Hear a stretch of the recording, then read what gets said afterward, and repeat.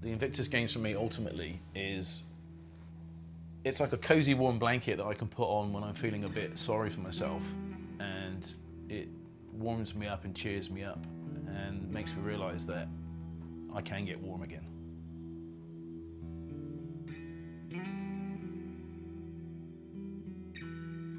So I originally joined the British Army in 1993.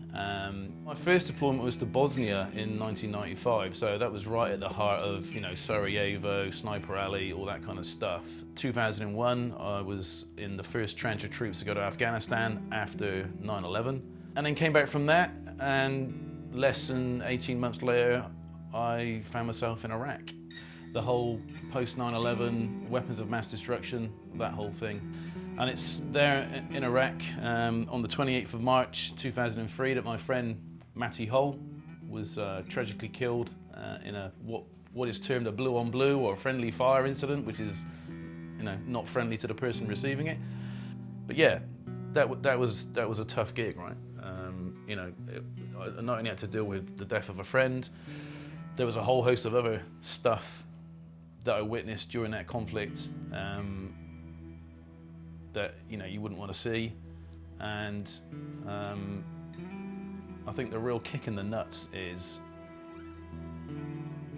finding out now that weapons of mass destruction didn't exist. They weren't real. I was running around putting my life on the line, as were thousands of other people from many different countries, and, you know, at the time you're part of the organisation and you believe you were just doing, you know, the right thing, right?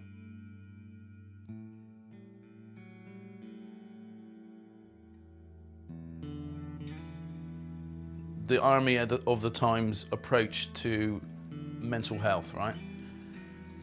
Myself and the rest of the team that are leaving, we're in a makeshift airfield in the middle of the desert.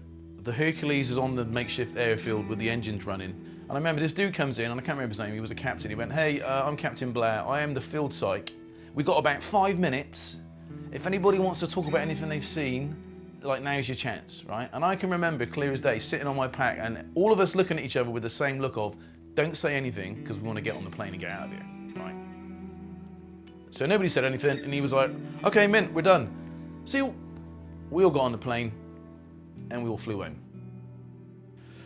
Fast forward 2006, my family and I, we left the UK. I left the British Army, and I was lucky enough to be offered a place in the New Zealand Army. Moved to New Zealand in 2006, and, you know, continued my career in the military, different army, but, you know, continued with that. Then around 2015, I had what can only be termed a breakdown, a mental health breakdown, where the baggage that I've been carrying since 2003 and the traumatic death of my friend came to the fore. I was doing the typical thing that people do when they've got an issue, is they latch onto something they can control, right? So what could I control? I could control my weight by not eating and doing lots of fitness. My suicide attempts were still ongoing because I could control that as well. And that's like a link, because a suicide attempt is something you can control, right? Because I'm making the terms here. Now, fortunately, I was in a position there with a supportive network of work friends and family that supported me through that. And if you're wondering why I've got that date tattooed on my arm, there's two reasons for it. A, that was the only piece of Matty that was left after he got lasered by 3 A-10 Warthog attack planes, so that was a thing. And B, it's a talking point, it's a conversation starter for me, right? Because people say to me, they'll commonly go, "Oh, is that the birthday of one of your kids?" Or "Is that when you got married?" Or insert happy date here. And I say, "Oh no, actually it's when my mate was killed in Iraq." And they're like, "Oh," and I'm like, "No, it's cool." It's there for me to talk about it. And it generates discussion, and that discussion is part of my recovery as well. And without the assistance I received from NZDF in 2015, 2016, and without being part of the Invictus Games and being around other people with trauma, I wouldn't have that on my arm and I wouldn't be able to talk about it. So, you know, I look at that and it reminds me of a lot of different things. Not only the death of my friend, but also the impact I had on my family during that period, the impact I had on myself during that period, the impact I had on my friends during that period. And it's a reminder of those things to me. And like Sarah will say to you, you know, post the counselling I've had and my involvement with the Invictus Games and all the support I've had, that, you know, she doesn't have the husband she had in 2002, but she's got a better one than she had in 2015. You know, and I put that 12 years of my life, man, it's like a lost period, you know? I was out the gate crazy, man. Absolutely crazy.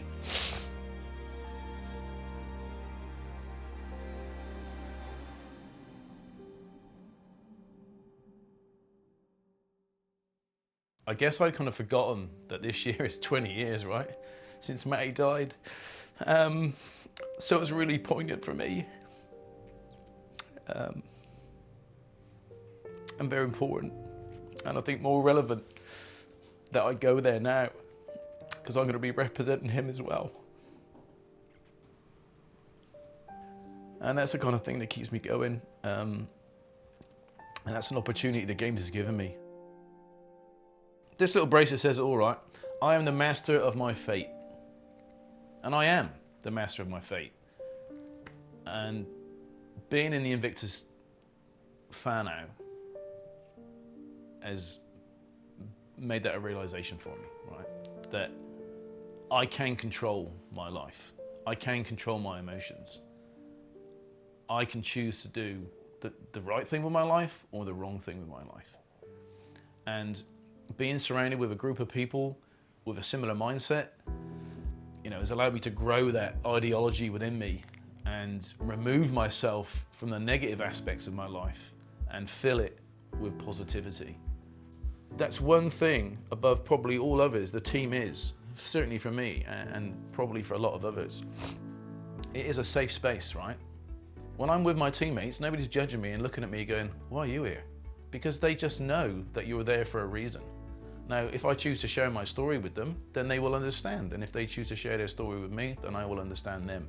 And you know, we've got people in our team that have suffered way more than I have, and they're still putting the effort in, right? And they're still shining, and they're still putting a smile on my face, and they're still lifting all of us up.